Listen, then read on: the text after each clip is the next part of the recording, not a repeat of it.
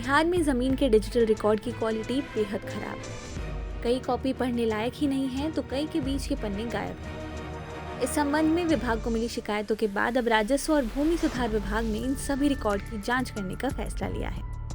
बताया जाता है कि बिना जांच के ही प्राइवेट कंपनी को डिजिटाइजेशन का काम दे दिया गया था। इससे रैयतों को ज़मीन के कागजात ऑनलाइन तो मिल रहे हैं, लेकिन उसकी क्वालिटी इतनी खराब है कि वो किसी काम के नहीं है।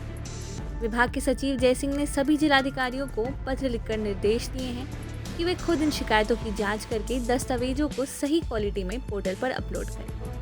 विभागीय सूत्रों की माने तो जमीन के कागजातों को डिजिटल करने का काम messrs capital systems private limited Haryana को दिया गया है। इस कंपनी को सभी अंचल और जिला अभिलेखागारों में रखे जमीन और राजस्व से जुड़े कागजातों को स्कैन करने और डिजिटाइज करना था, लेकिन कंपनी के काम की क्वालिटी सही नहीं है और इसकी किसी स्तर पर सही से जांच नहीं हुई। इस वजह से रैयतों को ऑनलाइन ज़मीन के कागजात नहीं मिल पा रहे हैं।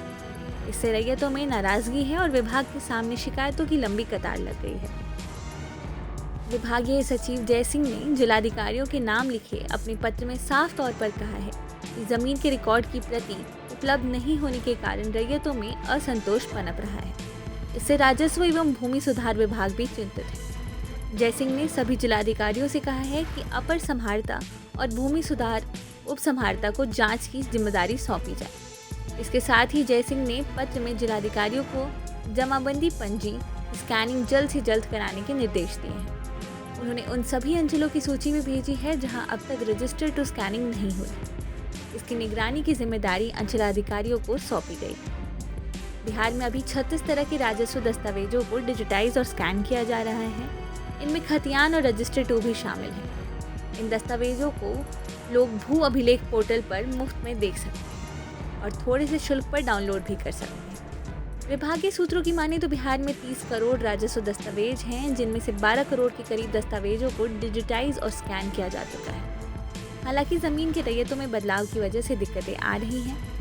पुराने रिकॉर्ड में कई ज़मीनें खेती के लिए दर्ज हैं, लेकिन अब उनका रजिस्ट्रेशन मकान, फैक्ट्री या दुकान की कैटेगरी में हो गया है।